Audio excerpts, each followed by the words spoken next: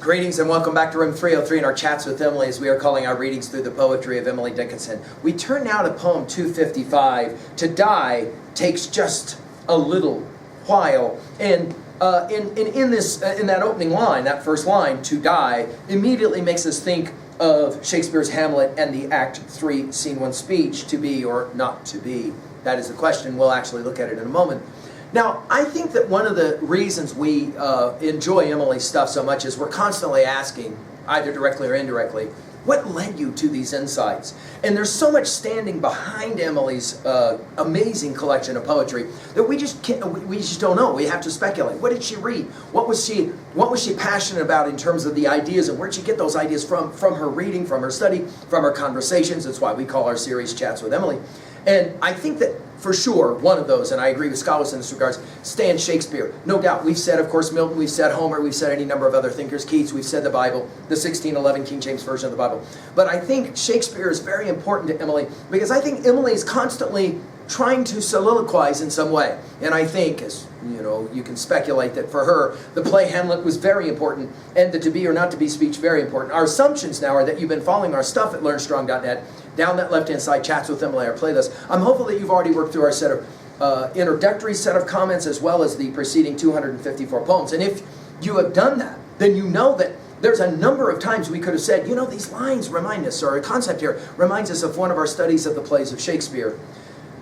As we look at Emily's musings on death, we have to be reminded of what Hamlet says in 3:1 of Hamlet. To be or not to be, that is the question. Whether 'tis nobler in the mind to suffer the slings and arrows of outrageous fortune, or to take arms against the sea of troubles and by opposing in them. To die, to sleep, no more. And by a sleep to say we end the heartache and the thousand natural shocks that flesh is heir to. 'Tis a consummation devoutly to be wished. To die, to sleep, perchance to dream. Ah, there's the rub. For in that sleep of death what dreams may come when we have shuffled off this mortal coil must give us pause. There's the respect that makes calamity of so long life. For who would bear the whips and scorns of time, the oppressor's wrong, the proud man's contumely, the pangs of despised love, the law's delay, the insolence of office, and the spurns that patient merit of the unworthy takes, when he himself might his quietus make with a bare bodkin?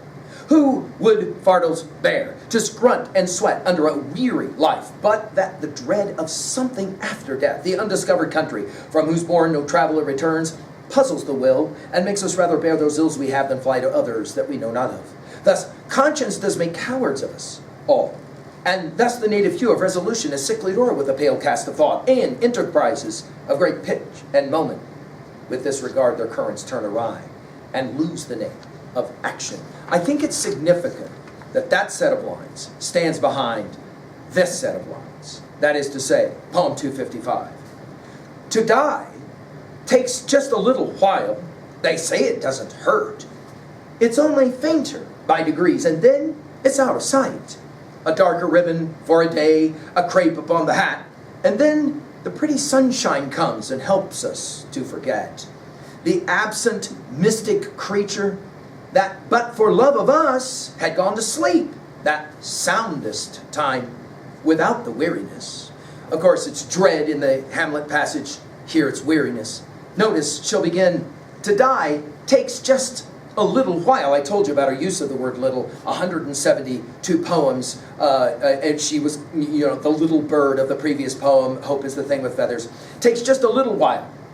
They say it doesn't hurt. Now, in 14 different poems, she uses this formulation of they say. It isn't clear, obviously, who the they is. Is she talking about her friends? Is she talking about sages or whatever, teachers, whatever? It doesn't hurt. Death doesn't hurt. It's only fainter by degrees. And then it's out of sight. Now, from that idea of sight, in earlier poems we talked about our love of Plato's Republic 7.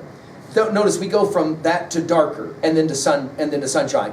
A darker ribbon for a day. This is what happens when somebody dies. A crepe upon the hat, and then the pretty sunshine comes and helps us to forget. Notice she includes now from they to us. The absent mystic creature. You might assume she's referencing here God, but then notice she's talking about the one who just passed. That but for love of us had gone to sleep. Obviously, we're back to the sleep of death, what dreams may come. That soundest time without the weariness. It almost seems as if she's suggesting that the dead want to die.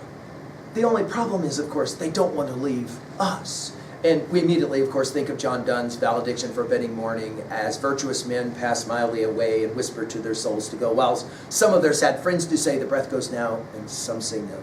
So let us melt. Well, we've given full lectures on it at learnstrong.net. When we get to poem 1564, this is how she'll say it.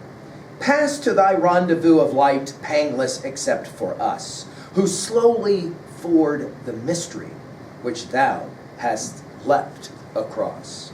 It's a fascinating way to read these two poems together. What's the message here at 2a? Well, I think our argument is that the dead really do want to go, but obviously they know that they will create pain and suffering and sadness for us who are left behind.